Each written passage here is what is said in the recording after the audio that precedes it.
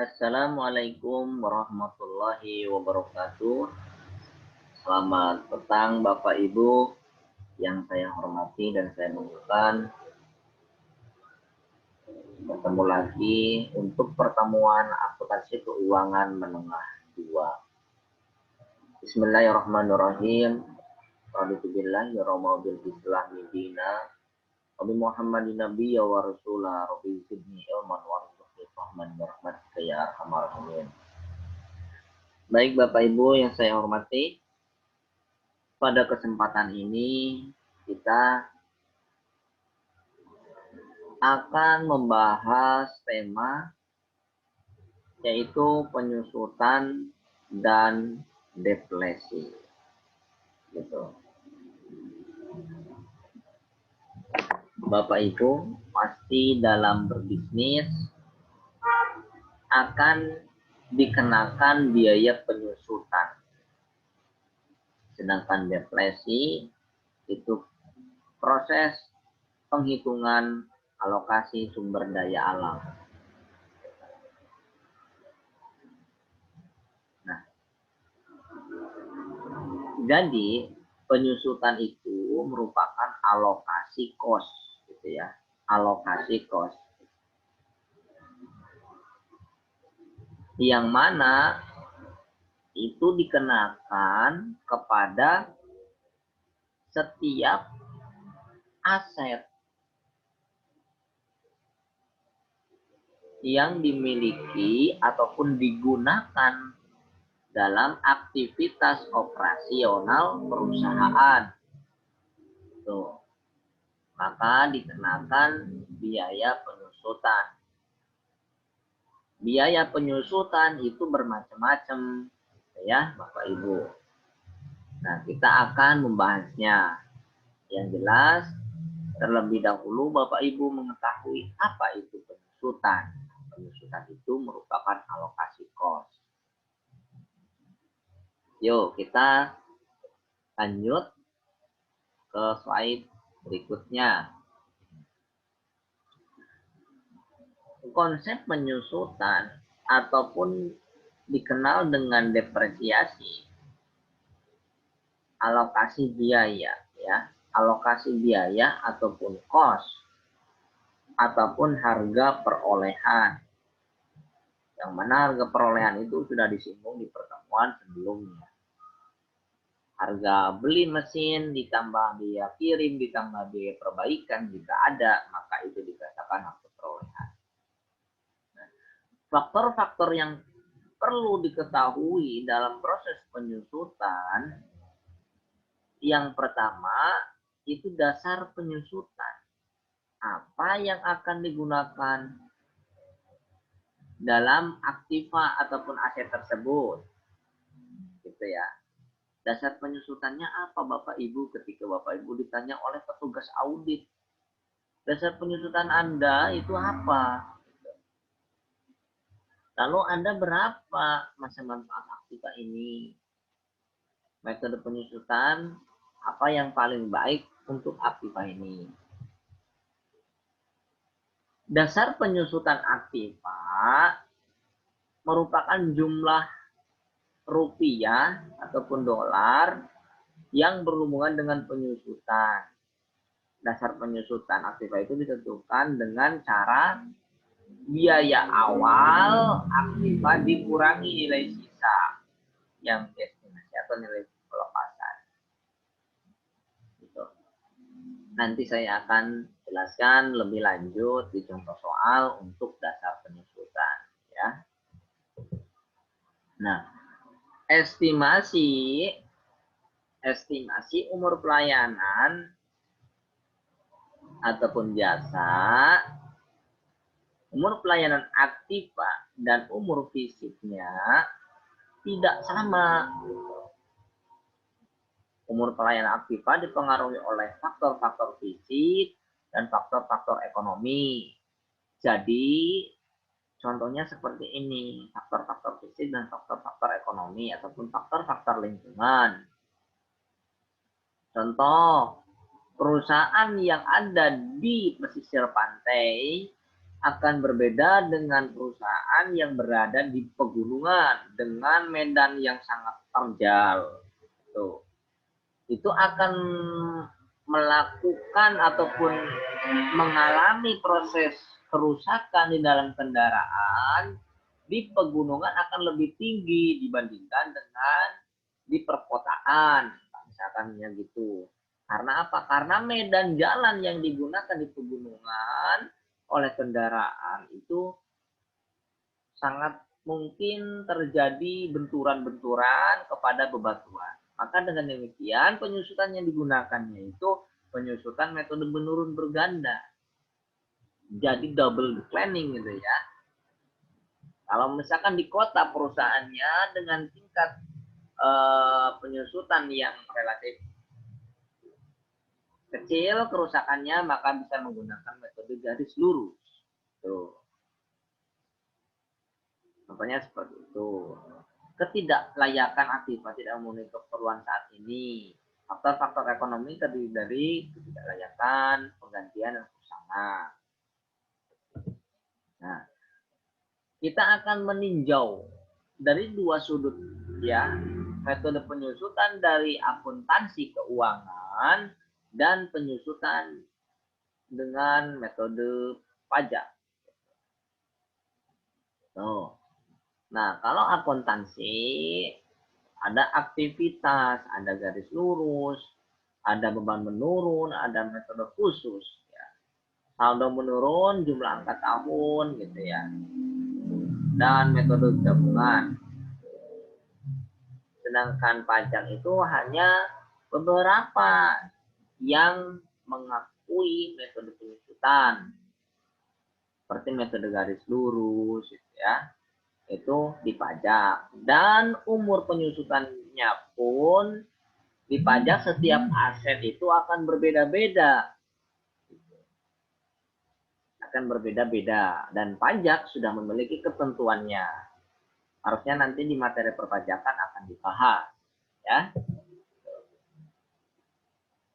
Penyusutan metode garis lurus itu merupakan fungsi waktu, bukan pemakaian. Ya. Jadi terkait sama waktu, menghasilkan jumlah beban penyusutan yang sama selama periode tertentu. Jadi, beban penyusutan untuk metode garis lurus itu setiap tahunnya itu sama. Nah, beban penyusutan itu dihitung dengan cara harga perolehan dikurangi nilai sisa, itu namanya dasar penyusutan. Itu Bapak Ibu.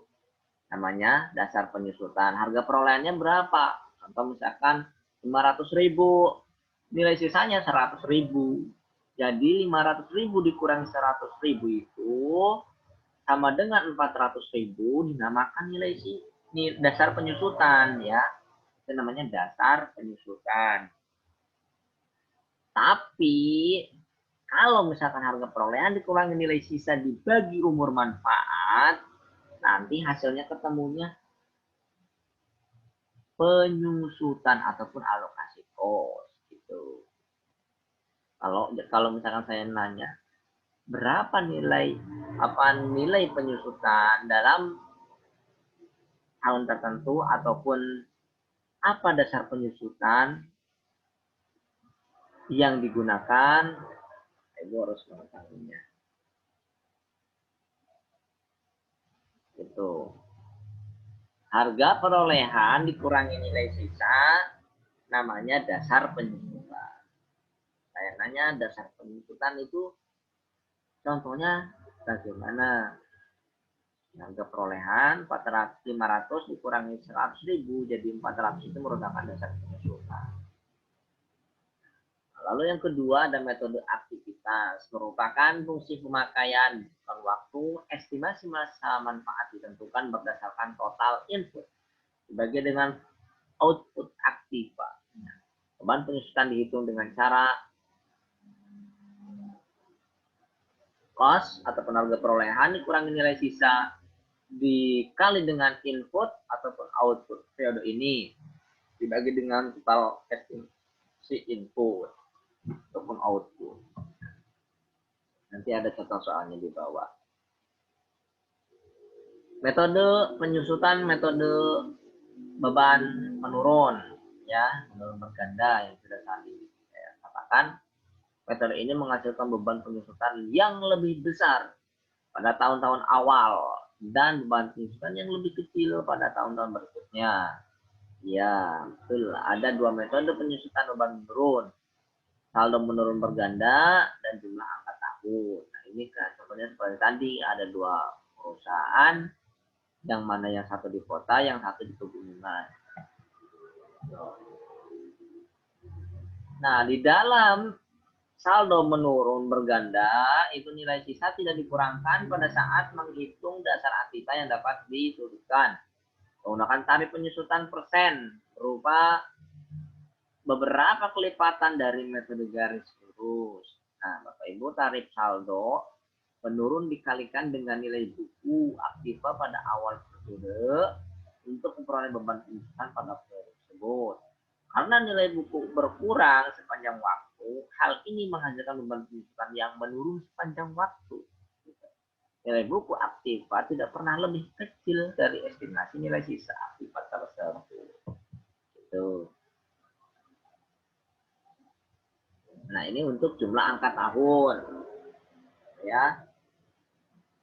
Jadi rumusnya itu kos dikurangi nilai sisa dikali 5/15 itu masa manfaat aktiva dihitung dengan cara 5 ditambah 4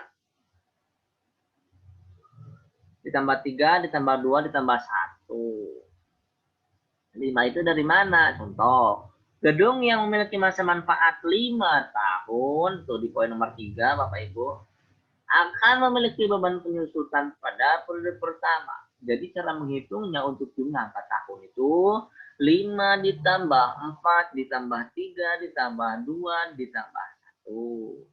Cara mudah gitu. Jadi totalnya berapa? 15. Tuh. Jadi harga perolehan dikurangi nilai sisa dikali 5/15. Dibagi dengan masa manfaat. Ya. Nah, kita akan berbicara deflasi. Deflasi itu merupakan penghitungan untuk sumber daya alam, ya, di mana pada penghapusan sumber daya alam atas dasar kos, ya, tambang, minyak, hasil hutan. Perhitungan beban deflasi per unit itu kos, ya, dikurangi estimasi nilai sisa, nah, dibagi dengan total estimasi unit yang tersedia. Nah, kos per unit ini dikalikan dengan jumlah unit yang diperoleh selama periode tertentu. Nah, untuk memperoleh beban deflasi pada periode itu. Nanti akan saya contohkan soal. Dalam masalah khusus deflasi, nah, kesulitan dalam mengestimasi cadangan yang dapat dipulihkan, aspek pajak dari sumber daya alam, salah masalah dalam nilai penemuan, akuntansi untuk dividen likuidasi. Kita masuk ke contoh soal untuk penyusutan terlebih dahulu. PT ASI tanggal 1 April 2006 membeli mesin bordir seharga 3.400.000, ya. 3.400.000 ini merupakan apa Bapak Ibu? Harga perolehan. Berumur 10 tahun. Ini umur ekonomis. Dikatakan, ya, mesin ini memiliki umur 10 tahun. Sisa, nah ini nilai sisa. Sisa 400.000. Nah, maka kalau misalkan 3.400.000 dikurangi 400.000 itu dinamakan apa? Dasar penyusutan. Jadi ketika saya nanya dasar penyusutan itu bagaimana? Harga perolehan dikurangi nilai sisa. Itu namanya dasar penyusutan.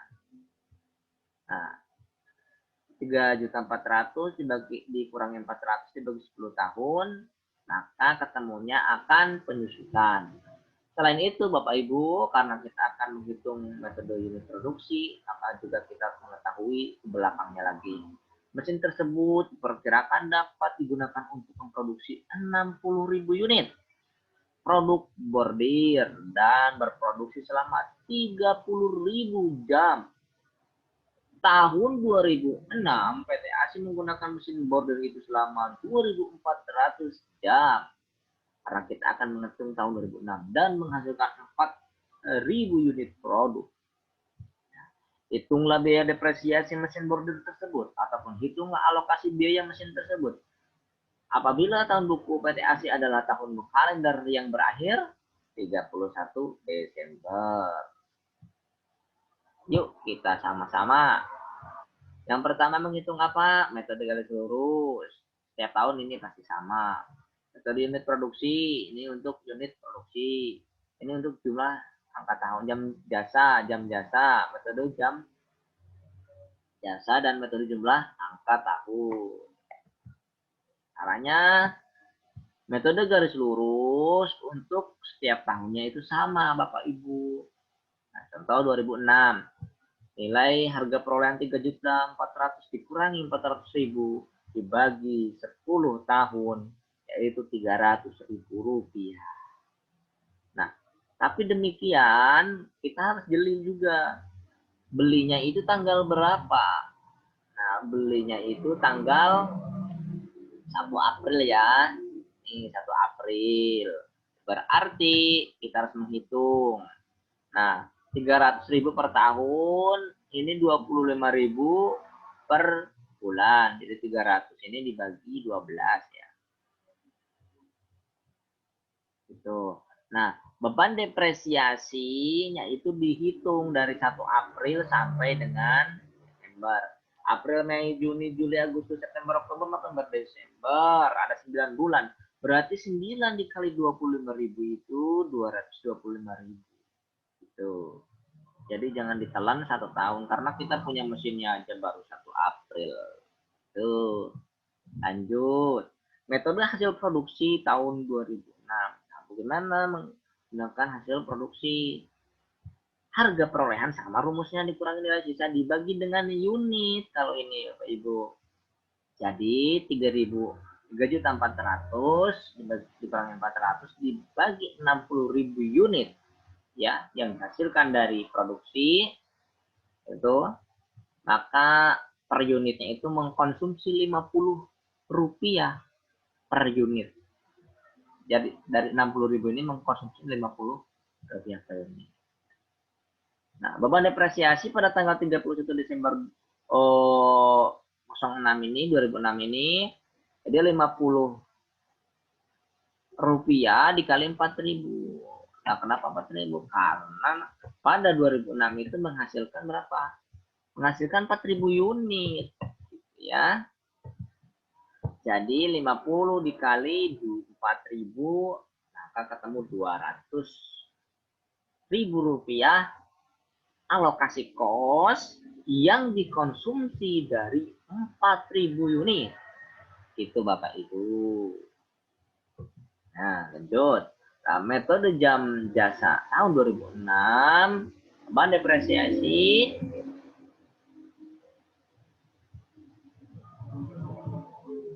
yaitu ini 3.400 dikurangi 400, ini dibagi dengan 30.000 jam. Ya, pada tahun 2006 itu mesin itu 30.000 jam. Nah, jadi selama 30.000 jam ini per jamnya itu 100 rupiah. Nah, lalu pada tahun 2006 mesin itu 2.400 jam ya dikali 100 rupiah, maka selama 9 bulan itu 240.000 rupiah.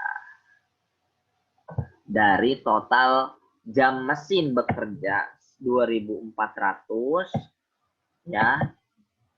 Jadi nilai alokasi kos yang digunakan mesin itu 240.000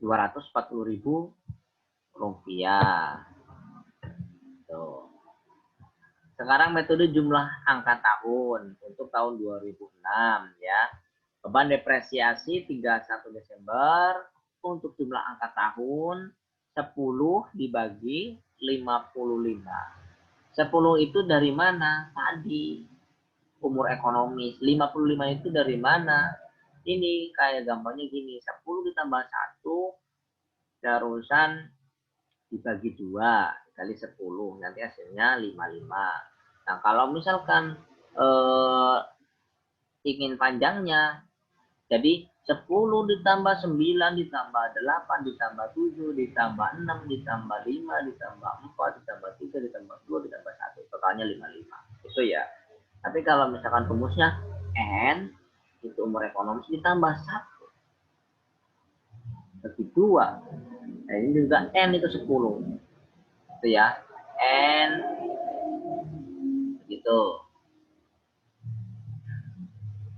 Jadi hasilnya 55. Jadi 10 dibagi 55 dikali ya. 3.400 kurangi 400. Itu hasilnya kan 3 juta. Nah, dikali hasil ini. Berarti hasilnya nanti untuk tahun 2006 itu 545.455 rupiah. Masuk ke soal deflasi. Tadi kan untuk jumlah angka tahun sudah cukup jelas. Nah, sekarang soal deflasi. Tanah yang mengandung hasil tambang dibeli dengan harga 20 juta. Murah sekali ya. Saya hanya sebagai contoh. Nah, taksiran isinya itu 150.000 ton. Ya. Sudah dieksploitasi, tanah tersebut ditaksir sebesar 2 juta. Jika tahun pertama dieksploitasi sebanyak 40.000 ton, itulah besarnya deflasi dan jurnalnya. Jadi Bapak Ibu harus menghitungnya. Bagaimana itu? Yuk kita sama-sama belajar. Nah, jadi 20 juta itu merupakan harga beli ya, ataupun harga perolehan. Dikurangi 2 juta itu apa? 2 juta itu total eksploitasi tanah tersebut ditaksir sebesar 2 juta ya. Sedangkan deflasi 150.000 ton itu merupakan taksiran isinya, total material yang terkandung. 20 juta dikurangi 2 juta dibagi 150.000 ton. Hasilnya 120 per ton. Tuh. Nah, deflasi 40.000 ton. Dari mana 40.000 ton itu? Dari jika tahun pertama dieksploitasi sebanyak 40.000 ton, ya, tahun pertama itu 40.000 ton dikali 120 rupiah per tonnya, berarti selama tahun pertama itu total, ya, total itu 4.800.000. Nah, lalu bagaimana untuk jurnalnya? Jadi deflasi pada akumulasi deflasi berkurang senilai 4.800.000 rupiah. Nah, begitu Bapak Ibu untuk pertemuan pada petang ini. Mudah-mudahan ada manfaatnya dan kita bertemu kembali di kemudian hari. Wabillahi taufiq wal hidayah wa ridho wa inayah. Wassalamualaikum warahmatullahi wabarakatuh.